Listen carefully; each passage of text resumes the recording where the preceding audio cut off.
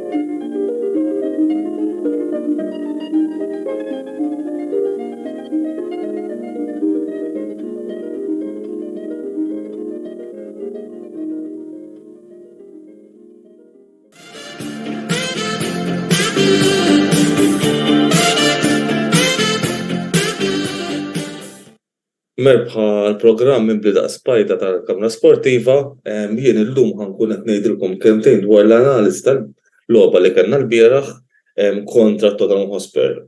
Ċertament min kien hemm jaf kif qala qalbu sal-aħħar minuta ball-azzjonijiet kienet logħba sabiħa għal supporters neutrali U kienet logħba li kien fiha ħafna xwieħed x'jevalwa speċjalment is-supporters tal-Liverpool fejn avolja qed iżidu ċertu teknika f'ċertu dipartimenti qed nerġgħu noqsfu f'ċertu dipartimenti oħra. Ħanibda billi ngħid kelmtejn fil-qosor rigward il-deċiżjonijiet il-bieraħ tar-referees. Ħafna minnhom qalu Liverpool kienu qegħdin kellhom il-players biex jitkeċċew fl-aħħar qed nitkellem mas-saqajn ta' Diogo Jota fuq skip. Ovvjament jiena ngħid iwa kienet daħla kera, mhux ħaniddefendi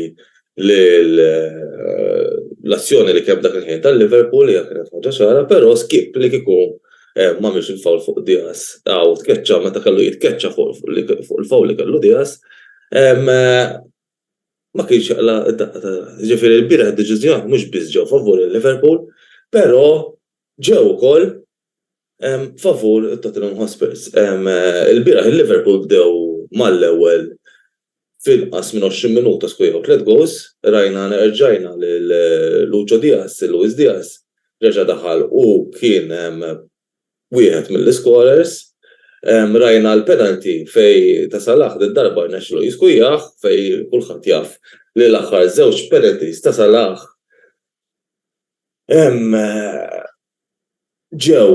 ġew falluti minnu stess, kif ukoll il-bieraħ pass sabiħ ta' Trent Alexander-Arnold fil-fatt qed nitkellem dwar l-ewwel goal u Curtis Jones he finished by a class finish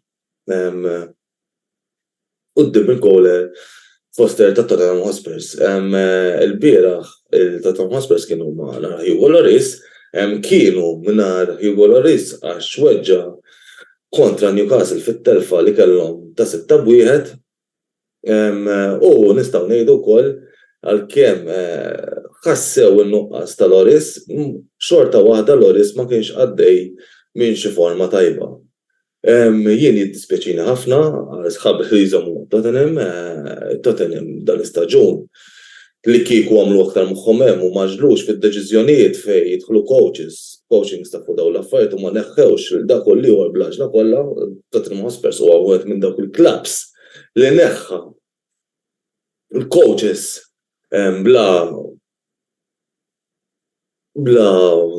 kawti, ma kienux kawti biex joqgħodu attenti u meta jkunu għaddejjem il-naqas minn ħażin ineħħu l-coach li jiena prattikament ma naqbilx magħha meta tim jagħmel hekk aħna Liverpool speċjalment kieku nagħmlu hekk ara kemm il-darba b'neħħejna coaches ukoll wara l-istaġun diżastruż li kellna.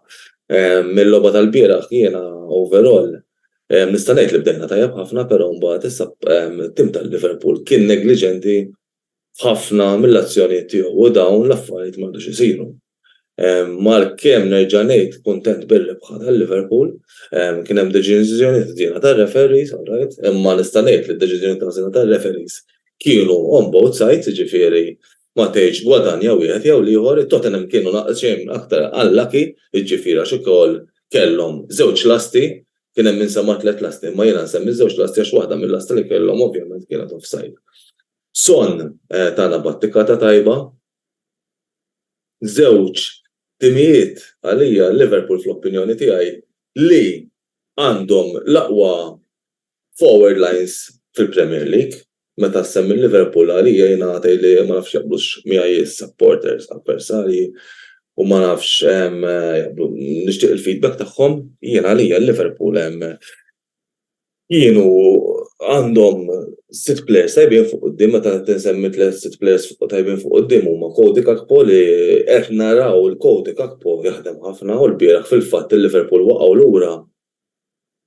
Nixtieq ngħid li Cody Gakpo tielet ir-rwol tal-False Nine. Waqajna lura Liverpool meta ħareġu. Cody Gakpo jaħdem ħafna u wieħed minn dawk l-strikers nemmen li Klopp ħajżhom l-postu ġifieri Cody Gakpo naraw il-frott tiegħu u nista' nażżarna ngħid li kien wieħed mill-strikers li ħadna, wieħed mill-players li ħadna lid-della staġun li qed naraw jaqbad malajr u jidher fiċ-ċert li ħajkun dak il-plejer kifet f'episodju oħra li ħajreplace Roberto Firmino. Rajna Luis Diaz il-bieraħ daħal fil-left wing, kulħadd kienet jistenna li ħajkun hu dak il-plejer li lokket dik il-pożizzjoni u l-bieraħ Luis Diaz kellu logħba tajba u fil-fatt kif rġa' taħtek mini skorja wkoll fil-fatt il-ħbib tiegħi kettilhom għandna grupp ta' supporters tal-Liverpool għattilhom Luis Diaz ħajskurja. Kif ukoll għandna Salah, Cody Gakpo, Darwin Núñez, Diogo Jota li l-bieraħ x'indaħal imnalla kienu li wara ċelebrazzjonijiet tal-Richarlison zaqqu barra u li ma jdirlix tiqqa la karta safra meta jagħmilha Salah la karta safra biex inkompli ngħid ukoll ir-referees l-Ingilterra jikomplu jimpressjonaw ġurnata wara ġurnata. U kif ukoll Núñez u kif ukoll Roberto Firmino issa l-istaġun li jmiss jaf jaħu b'ħamsa jew ukoll naf inġibu striker ieħor flok Roberto Firmino bes li Roberto Firmino huwa dak il-plejer li mhux ħajġedded mill-kuntratt tiegħu u deċiż li jimxi x'imkien ieħor fil-karriera jagħmel pass ieħor fil-karriera tiegħu. Il-Tottenham Hotspur ukoll għandhom il-Son, għandhom il-Harry Kane, għandhom il-Kulusevski, għandhom il-Danjuma kif ukoll lil-Richarlison. Qed ninsal xi ħadd niżlu fil-kummenti intom u wkoll jien narhom bħala tim li għandhom forward line tajba ġifieri l-bieraħ dan rajnuh ukoll li għalkemm il-Liverpool kienu qegħdin tlieta b'xejn minn fuq.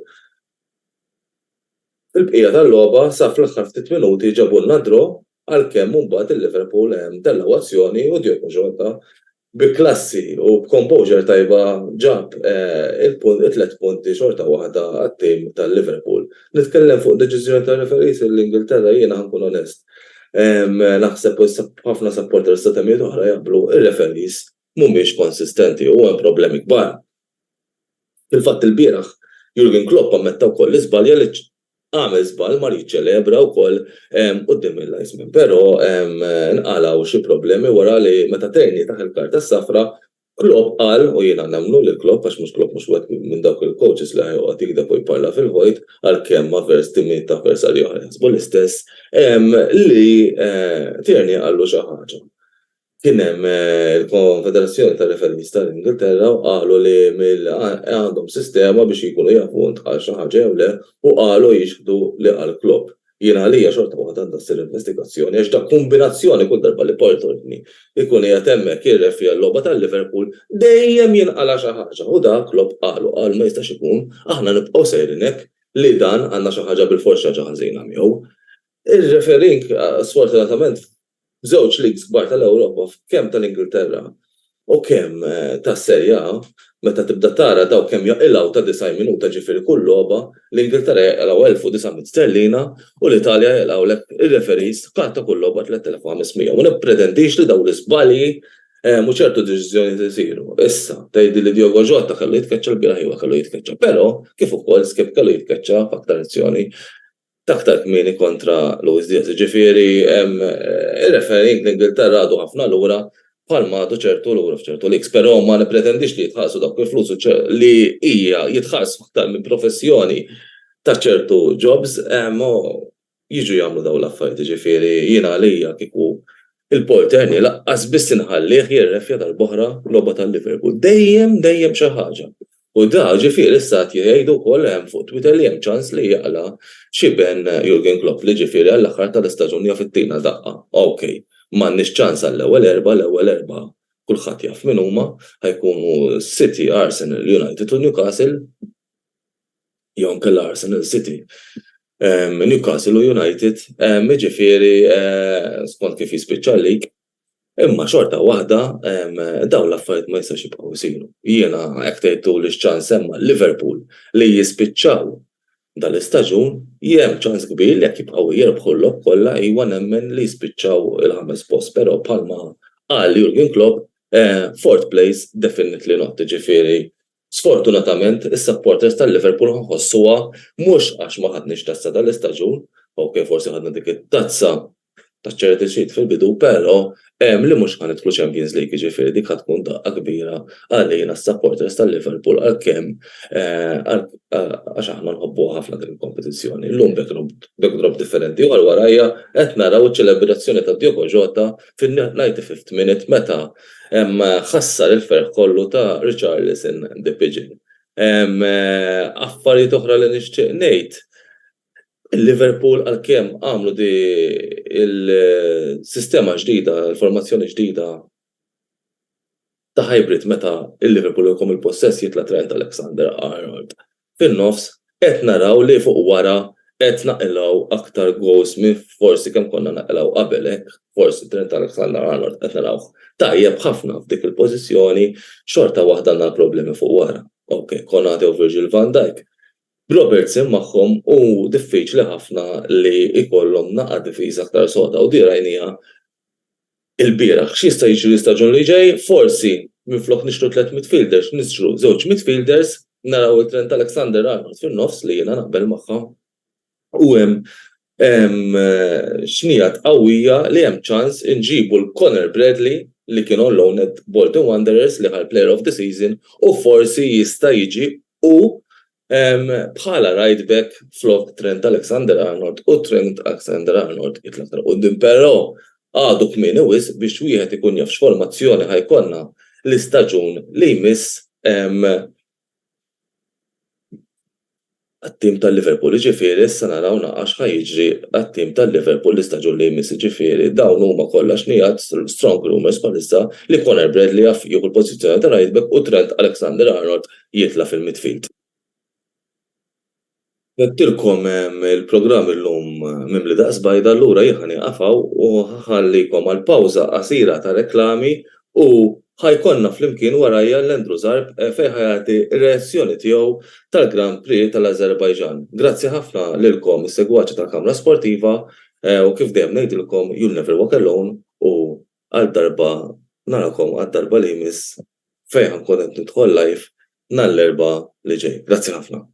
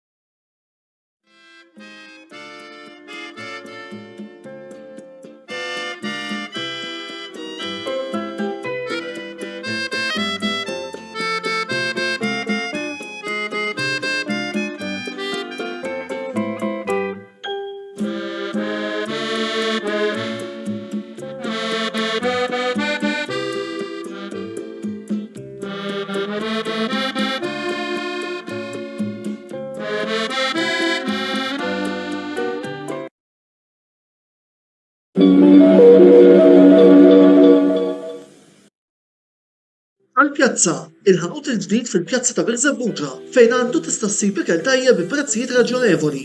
Inservu diversi tipi ta' pizza, burgers, insalata, ħut u għaġin, fil-waqt li għandna wkoll menu speċjali għat-tfal. Naċċettaw ukoll bookings għal birthdays u it-tliet mal-ħbieb. Għal iżjed informazzjoni żuru l-paġni tagħna fuq il-medja soċjali. Mill-bqija narawkom għall-pjazza.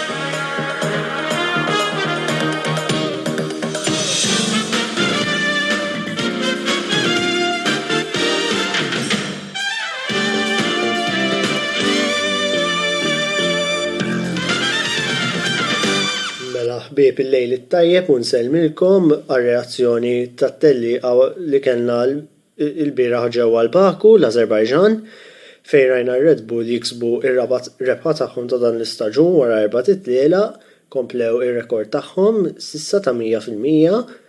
Iżda din id-darba rebaħ is-sewwieq Messikan Sergio Perez waqt li sieħbu Max Verstappen kiseb it-tieni post biex bekk Red Bull reġgħu kisbu 1-2. Għall-ewwel darba dan l-istaġun Charles Leclerc kiseb podium mal-Ferrari, riżultat li jkollna nammettu kien bżonn news wara li kellhom bidu daqsxejn diżappuntanti l-Ferrari. Il-bqija tal-klassifika l-punti Fernando Alonso spiċċa fir-raba' post tal-Aston Martin, Carlos Sainz spiċċa fil-5 post għal-Ferrari, Lewis Hamilton spiċċa fis-6 post għal-Mercedes, Lance Stroll fis-7 post għal-Aston Martin, George Russell fil-Mercedes spiċċa fit-8 post u kiseb l-aħjar ħin tat-tiġrija meta għamel ħin ta' minuta 43.370. Lando Norris, skużawni, għal-McLaren spiċċa fid-9 post biex bekk kiseb ġiex punti oħra li jaf ikunu bżonn jużi għal dak it-tim u Yuki Tsunoda spiċċa fl-10 post biex bekk kiseb l-aħħar punt. Rigward din it-tellieqa tal-lum ikollna nammettu li ma kienitx tellieqa ta' barra minn hawn, kienet pjuttost tedjanti, ikollna nammettu. Fil-bidu nafu li Charles Leclerc beda mill-pole position imma kważi mill-ewwel ħadu ż-żewġ sewwieqa tar-Red Bull, l-ewwel Max Verstappen u mbagħad Sergio Perez. Pjuttost ħarbu Red Bull kienet ċara li kellhom l-aħjar karozza llum reġgħu bħal tliela oħra.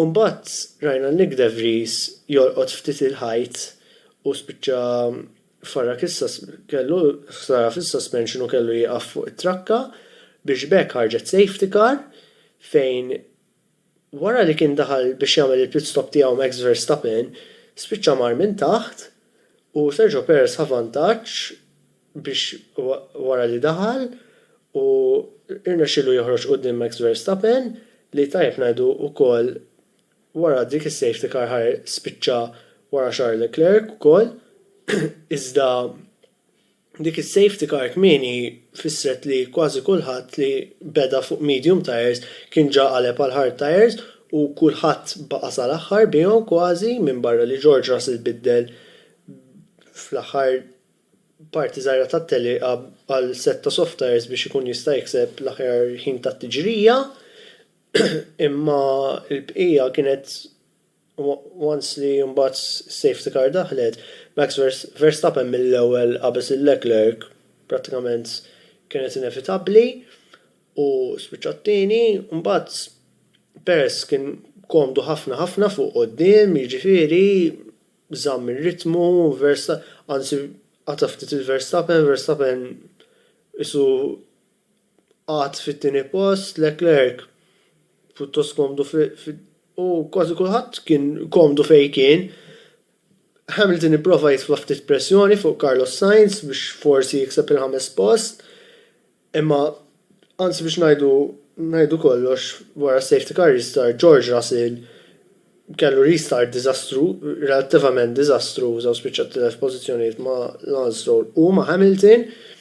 U Hamilton anke rnexxielu jaqbes lil Stroll wara li dan għamel ġiex żbalji u ħa vantaġġ eventwalment. Imma l-bqija kulħadd baqa' fejn kien, issa ħadd ma kien vera jissogra ma tantx rajna ħafna overtaking jew ħafna azzjoni, però li naħseb kien u l-fatt li kellna dik is-safety car relattivament bikrija fissret li kulħadd kellna strategic convergence għax kull min kien fuq mediums prattikament daħal fl-istess dawra u mbagħad dawk li bdew bil-hard tires provaw l-istrateġija tagħhom imma ma ħadmitx għax l-għan tagħhom kien li jittamaw b'xi safety car lejn l-aħħar u jigwadanjaw il-ħin tal-pit stop biha. Kellek fosthom Nico Hülkenberg u anke Esteban Ocon li daħal literalment fl-aħħar mument tat-tiġrija biex ibiddel it-tires tiegħu purament biex ikun jista' jimxi mar-regoli li jistipulaw li tuża ġiex tipi ta' tire differenti. L-ewwel beda bil-hard tires u mbagħad qaleb għal medium tires, imma irridu ngħidu l-FIA hemmhekk għandha ħafna għal xiex tirrispondi, kienet fortunatament Ocon ma laqat il-ħadd li kienu ġa inaqdu biex jieħdu r-ritratti. Fatti Ocon kellu jisloja ħafna u il-camera persons biex sejħulhom hekk. Anzi ndunaw imma minħallihom diġà jibdew jimxu fil-pit lane bla stress ta' xejn, su xejn u xejn, waqt li kienet għadha għaddejja t-tiġrija, hemm domandi serji fuqhom għalfejn ħallewhom u di perikoluża ħafna kienet, sfortunatament ħadd ma weġġa jew hekk imma ma konniex nitqu kieku xi ħadd weġġa jew xi ħaġa u id-domandi kienu jkunu ferm ikbar. Ġifieri dik kienet ħaġa allarmanti u biex nkunu għedna l-inqas ħaġa fuq għax pjuttost grafi. Dal-weekend tajjeb infakru n-nies hemm barra li kellna il-format sprint. Iżda anke kellna format ġdid ta' weekend anke jekk tinkludi li kellna l-sprint. Nhar il-ġimgħa kellna l-ewwel practice session ta' sija u mbagħad kellna l-qualifying kif nafuh fejn għandek 18 minuta l-ewwel parti, jinqalgħu l-aħħar 15 minuta t-tieni parti jerġgħu jinqalgħu l-aħħar 5 mbagħad l-aħħar 12 minuta biex jiddeterminaw l-ewwel 10 u dik iddeterminat l-ordin tatlu għat-telieqa tal-lum. U mbagħad il-bieraħ kellna filgħodu kellna sessjoni oħra ta' practice, kellna qualifying ieħor din id-darba kellna 3 sessjonijiet. L-ewwel sessjoni ta' 12 minuta fejn inqalgħu l-ewwel 5, 10 minuti t-tieni parti ukoll jerġgħu inqalgħu l-aħħar 5 u l-aħħar 5 mit-tieni parti u mbagħad l-aħħar 10 biex jiddeterminaw l-ordni 1 sa 10 biex bekk kellna l-gridal l-sprint. Mbagħad kellna l-sprint il-bieraħ fejn fil-fatt kien Sergio Perez stess li rebaħa, spiċċa l-ewwel waqt li Charles Leclerc spiċċa t-tieni u Verstappen spiċċa t-tielet li tajjeb ngħidu kellu naqra ħsara wara li kellu inċident ma' George Russell u naħseb pjuttost kellhom xi jgħidu bejniethom Verstappen u Russell, speċjalment Verstappen kien pjuttost maħruq dwarha u mbagħad kif nafu kellha t-telieqa llum. Onestament jiena rajta ma tantx irnexxiet bħala format, kienet diżappuntanti, disjointed ħafna. L-sprint vera ma rajniex azzjoni fiha minn ma tistax tgħid li kien suċċess. Sprints jien kon wieħed minn dawk li dejjem opponejt l-sprints għalija ma jżidu xejn, ma tantx narahom entertaining ħafna. U b'dil format naħseb iktar u iktar ma ġewx entertaining, anzi rajthom inqas issugraw għax minkejja l-fatt li vera ma fetwalhomx l-ordni tatlu għat-telieqa tal-lum bħalma kienu jkunu l-sprints is-sena l-oħra u ta' qabel kienet għalija it-timijiet xorta ma jissugrawx ħafna għax ir-riskju ta' ħsara hija kbira biex imbagħad tispiċċa ikollok xi ħabta kera u tispiċċa qas tkun tista' tellaq fit-telieqa tal-ħadd, jiġifieri l-sprint dal-format għalija ma tantx tista' tajjatlu suċċess. Pjuttost diżappuntanti, jiena rajta ftit disjointed, ngħidilkom il-verità wkoll għax tibda bil-ewwel practice, fair enough. Tibda bil-qualifying għat-telieqa tal-ħadd. U mbagħad terġa' qualifying imma għall-sprint. L-sprint. Kważi tilħaq tinsa l-qualifying li kien hemm il-ġimgħa għat-telieqa tal-ħadd. M'hemm sekwenza hija out of place għalija, disjointed u diżappuntanti.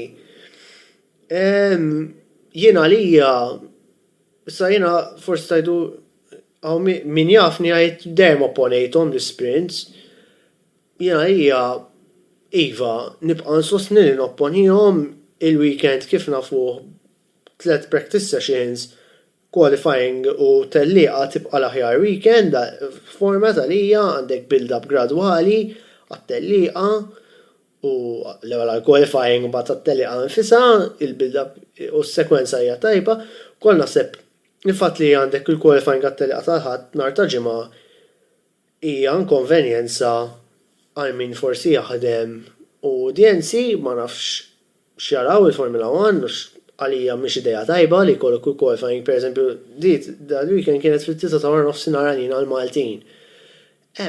Ħafna nies jaħdmu dak il-ħin nhar ta' ġimgħa min ikun irid jara probabbli tilifa jien insertajt rajta imma ħadd ieħor tilifa probabbli ġifieri dik għalija problema oħra bil-format.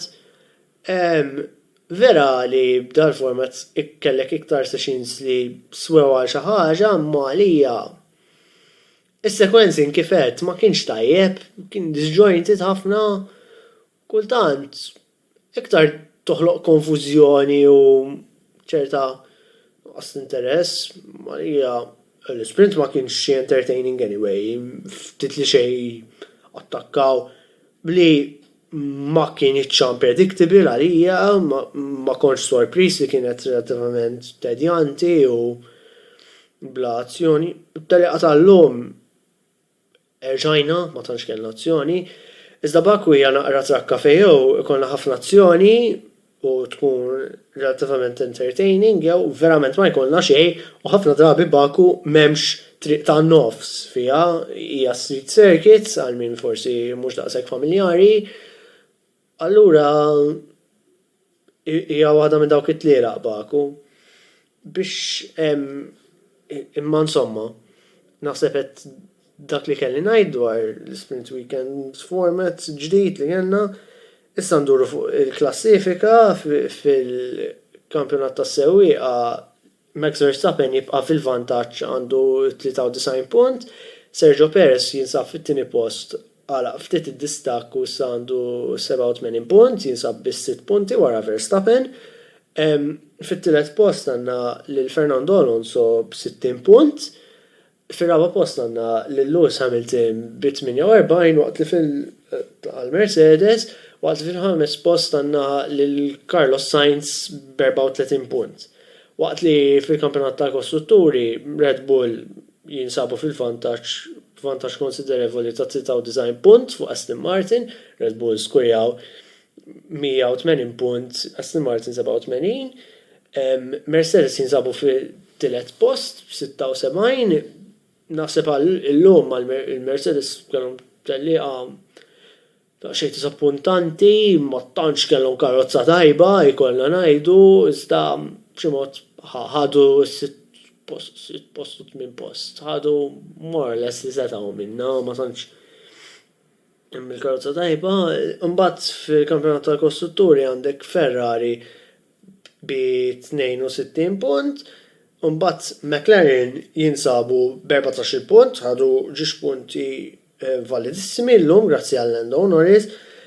Għandek it-tim ta' Alpine b'8 punti, Haas b'7 punti, Alfa Romeo b'6 punti, mbagħad Alfa Tauri għandhom ġiex punti, waqt li Williams jinsabu fl-aħħar post b'punt biss. Jiena nixtieq nirringrazzjakom tal-li segwejtuni nitkellem il-lejla. Issa morru għal waqfa tar-riklami u mbagħad ngħaddu għal Ġud Kawki li se jagħti r-reazzjoni tiegħu għall-logħba li kien hemm il-bieraħ ta' Manchester United kontra Aston Villa li tajjeb ngħidu Manchester United kisbu rebħa minima ta' wieħed b'xejn. Grazzi u lejli tajjeb.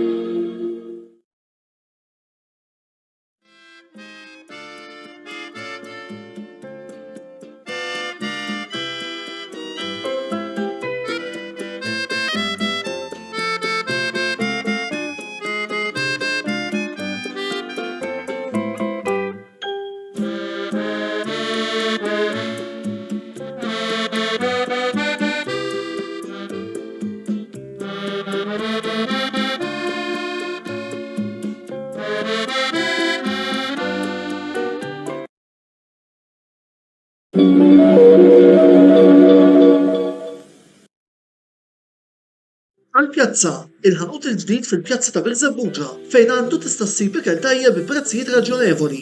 Inservu diversi tipi ta' pizza, burgers, insalata, ħut u għaġin, fil-waqt li għandna wkoll menu speċjali għat-tfal. Naċċettaw ukoll bookings għal birthdays u t-tliet mal-ħbieb. Għal iżjed informazzjoni, żuru l-paġni tagħna fuq il-medja soċjali.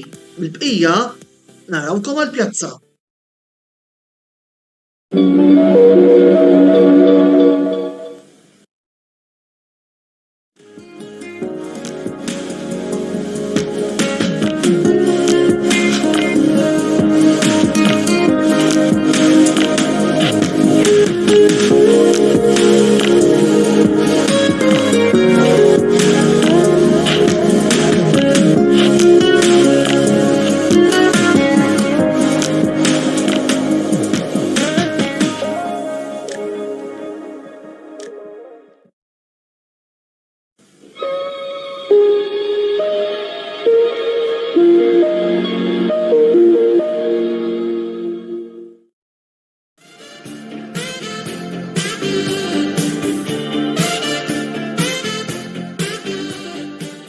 Inservilkom bibtijaj Manchester United 1, Aston Villa xejn. Riżultat li jfisser li l-aħħar il-winless run li kellna dan l-aħħar 3 logħbiet fil-kompetizzjonijiet kollha, jiġifieri il-riżultat kontra Sevilla, il-riżultat kontra Brighton għalkemm erbaħnija dik il-logħba bil-penalties u draw kontra Tottenham.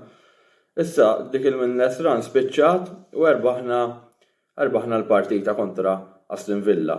Kienet rebħa importanti ħafna fil-kuntest ta' l-affarijiet, fil-kuntest ta' targets li qegħdin nippruvaw nilqu bħala klabb, bħala team ukoll, ġifieri u ma nissewx illi konna qegħdin nilagħbu kontra Aston Villa illi taħt il-manager tagħhom Unai Emery improvjaw ħafna, ma ninsewx ukoll illi diġà tlifna magħhom dawn earlier qabel ġifieri fl-istaġun u kienet telfa ġifieri mistħoqqa, però naħseb meta tanalizza l-affarijiet kollha fil-partita naħseb illum il-United xewwa fil-partita tal-bieraħ għax dan il-video qed nirrekordjah illum kienet rebħa mistħoqqa għall-United. Ta' dawk il-momenti koroħ illi kien hemm fl-aħħar momenti tal-partita fej l-Aston Villa setgħu ġabu d-draw naħseb kienet a very professional performance mill-Manchester United. Ġifieri fejn rajna l-players. They all raised the gear. Kien hemm ċertu players li spikkaw fuq oħrajn, fl-opinjoni tiegħi l-iktar players li spikkaw fil-logħba kienu players bħal Bruno Fernandes, oġobni Casemiro, oġobni ħafna Victor Lindelof, u nazzarda nagħtih il-man of the match tal-partita, speċjalment meta tqis dak il-clearance li jagħmel fl-aħħar minuti tal-partita li stajna pattejnih Ares ukoll. Fl-istess ħin Bruno Fernandes nafu x-differenza jagħmel fit-tim tal-United kien huwa li skurja l-gowl ukoll, ġifieri hija diffiċli biex tagħżel fil-verità min minnhom kellu l-aħjar prestazzjoni f'din il-partita. Niddeċidi li nagħtiha lil Victor Lindelof għaliex huwa plejer li jirċievi ħafna kritika, inkluż minni, però dan l-aħħar qegħdin narawh kemm qed ikun plejer ħafna differenti meta jkollu partner miegħu effettiv. U nagħti wkoll mertu wkoll anke Luke Shaw li ma semmejtux li naħseb kien sod ħafna u huwa plejer professjonali mhux jilgħab biss bħala left back imma meta kull darba illi kellna bżonnu biex jilgħab bħala difensur ċentrali narawh jispikka wkoll. U hekk trid players li huma kemm jista' jkun flexible, players li huma volatili ħalli u jkun issibhom hemmhekk ma tajtin it-tim ikollu bżonn. Jiġifieri naħseb bħala coach ukoll naħseb li tattika li uża fil-partita li jilgħab extra player fil-midfield naħseb għenet ukoll biex inżommu kemm jista' jkun kwieti lill-Aston Villa u l-analiżi li nagħmel hija ħafna simili, ġifieri tal-logħbiet ta' qabel qisu kellna first half li kien dominanti ħafna fejn naħseb 1 second li tkun wieħed xejn biss minn fuq kien ta' disappunt. U t-tieni ħaf isna naqqasna naqra mir-ritmu, l-Aston Villa bdew iżidu u però id-difiża kienet tajba ta' forsi xi ftit żbalji li saru naħseb illi kontrollajna l-logħba b'mod tajjeb tal-aħħar momenti tal-partita. Jiġifieri dik hija qed tidħol qisha lajja, ġifieri wara staġun bħal ma kellna twil, basikament wara l-World Cup kull tliet tim nilagħbu logħba. Qed ikollha l-effetti tagħha, però meta tqis illi għaddin bħalissa raba post u għandna logħba in-hand fuq Newcastle, jiġifieri basikament tliet rebħiet oħra u tiggarantilna top 4 finish. Jiena naħseb kif se l-istaġun ukoll jaf ikollna bżonn inqas tarġa' minn 3 rebħiet sabiex niggarantixxu ir-raba' post jew t-tielet post. Ovvjament importanti nżommu saqajna mal-art, ġifieri għall-moral tat-tim importanti li nibqgħu konsistenti u nibqgħu nerbħu, però ovvjament irridu naħsbu wkoll għall-futur illi ġej. Sostituzzjonijiet ġenerali li nkjaħħaw wkoll fis malajja darba saru forsi ftit iktar tard ukoll mis-soltu, dal-aħħar ma tantx kont qed nieħu pjaċir qisu kif bdew isiru sostituzzjonijiet minn Ten Hag qisu bil-fors qisu rid idaħħal ċertu plejers irrelevanti u konna qegħdin immorru lura bħala prestazzjonijiet. Illum is-substitutions li għamel kienu mis-76 minuta li hemm ġifieri għall-inqas kien għadda ħin konsiderevoli mill-partita u rajna plejers bħal Fred, Anthony, Maguire u Martial li jieħdlu fil-partita, però naħseb illi overall mhux ħadd ingerger daqshekk illum mill-mod illi saru is-sostituzzjonijiet. A very improved performance overall, naħseb illi se twassalna sabiex inkomplu nibnu fuq li kellna dan l-istaġun, però naħseb illi kif diġà rimarkajt qabel fil-videos ta' qabel, jekk ma nsaħħu l-iskwadra, ma naħseb li hawnhekk nistgħu naslu bħala tim nibqgħu ġifieri dak it-tim li qisu nittargetjaw top 4 finish and that's it. Li m'għandux tkun għall-klabb tal-United. Ġifieri is-sena d-dieħla se jkun hemm naħseb tarġa' kompetizzjoni ħarxa għall-ewwel 4 postijiet fil-Premier League, qed naraw timijiet bħal Aston Villa, bħal Brighton, bħal Fulham, li bħal Arsenal ukoll, ġifieri li nistgħu improvjaw ħafna fejn is-soltu, nistenna li naraw Chelsea improvjaw ukoll, Liverpool. Jiġifieri jekk jiena nemmen li dis-sena naħseb Erik Ten Hag għamel miraklu meta tqis kif bdejna l-istaġun, meta tqis blabna kull 3 logħbiet bażikament minn wara l-World Cup u li nkunu f'dil pożizzjoni li qegħdin ħannikkwalifikaw bażikament diffiċli narana ma nikkwalifikawx għaċ-Champions League onestament u FA Cup Final. FA Cup Final li bla dubju maħniex favoriti, però l-fatt li tista' tgħid kważi tal-Europa League ħankunu isna bqajna niġġieldu sal-aħħar għal kull kompetizzjoni sal-aħħar tal-istaġun għal hija improvement kbira fuq is-snin ta' qabel fejn bażikament konna nkunu diġà barra minn kollox għal ħabta ta' frar Marzu. Jiġifieri kredittu Ten Hag naħseb bl-iskwadra li kellu dis-sena għamel tassew miraklu, allura ħseb wara kemm jista' jagħmel aħjar kieku ikun hemm owners illi jibbakkjawh iktar lil dan il-coach.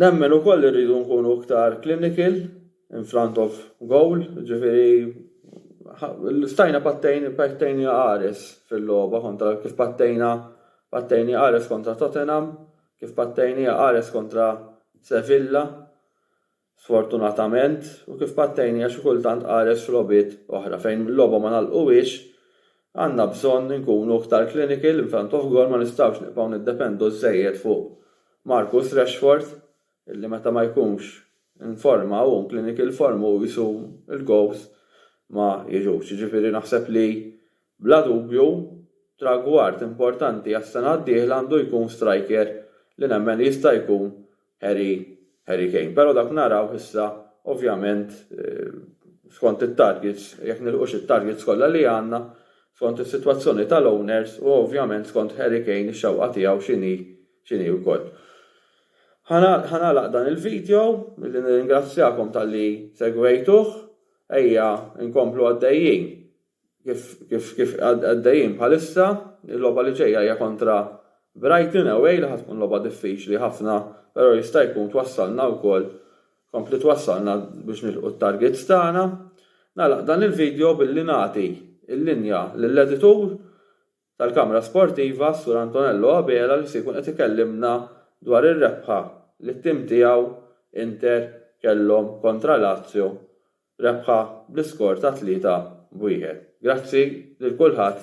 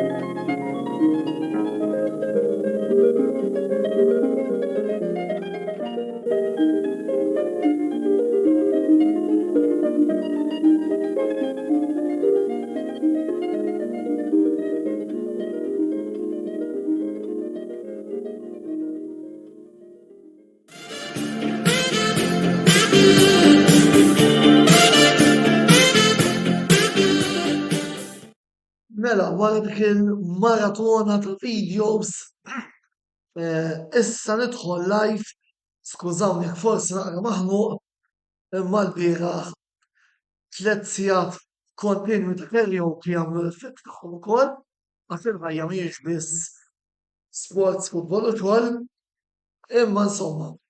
Inter 3, Lazio 1 u llum nixtieq nibda dan il-video billi nsaqsi domanda lil coach Simone Inzaghi. Wasal iż-żmien tgħid, wasal iż-żmien illi fil-logħbiet l-importanti, speċjalment l-iktar importanti illi ġejja bħal għada ġimgħa u fis-16 ta' Mejju. L-attakk titolari għandu jkun Romelu Lukaku u Lautaro Martinez. Għaliex? Qed nistaqsi domanda għax il-logħba daret malli taħal big goal. Żewġ assists u l-gowl ta' Lautaro. Anki mal-Empoli l-istess ħaġa. Lukaku, Lautaro. Naħseb li wasal iż-żmien illi ninsew it-turnover, ninsew il-Korea l-bieraħ, l-Skadaku, nirringrazzjaw il-Dzeko illi issa postu biss squad player, imma għall-logħbiet l-importanti u d-deċiżivi Lukaku, Lautaro trid tkun il-formazzjoni titolari. Mill-bqija rebħa importantissima għal ġlieda ta' raba post, rebħa wkoll min kien preżenti fl-Inter Club Malta l-bieraħ seta' jara u jgawdi fil-preżenza ta' Andreas Bremer, wieħed mill-ex players il-kbar tal-istorja tal-Inter, illi għada wkoll se noħorġu intervista miegħu.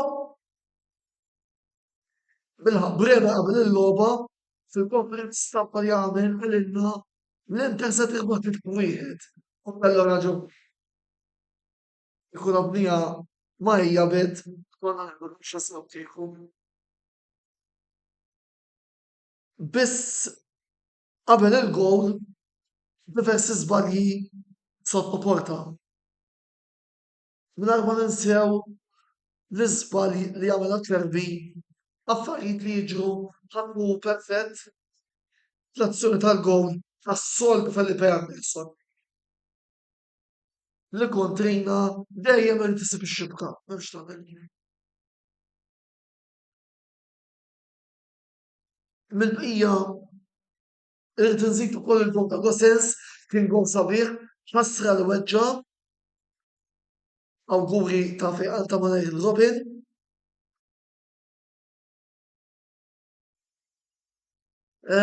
Biss kien gol mill-isbaħ assist ta' Lukaku.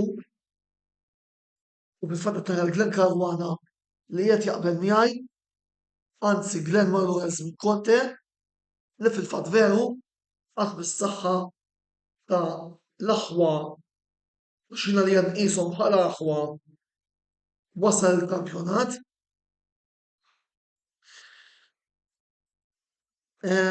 Biss issa wara l-logħba tal-bieraħ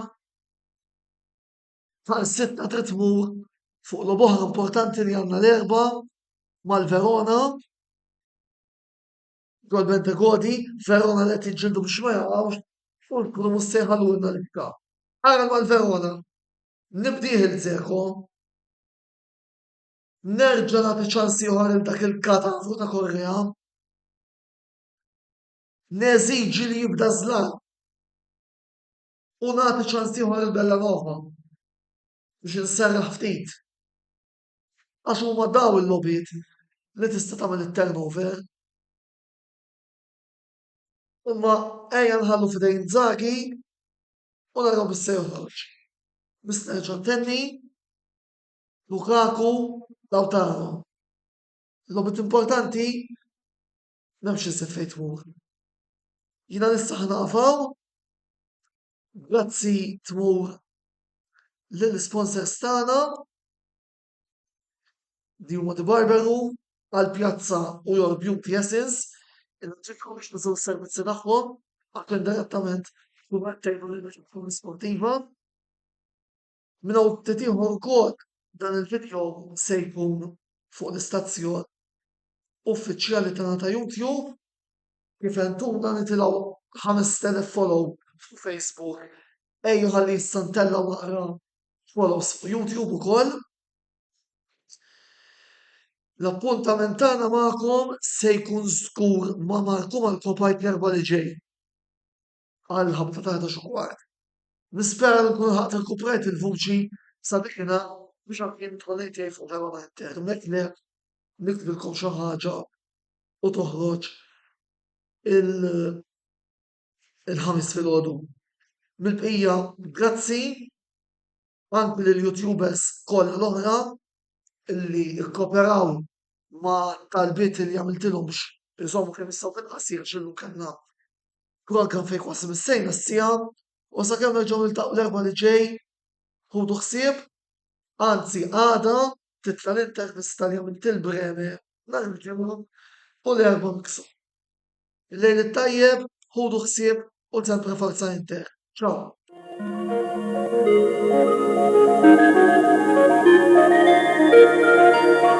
Thank you.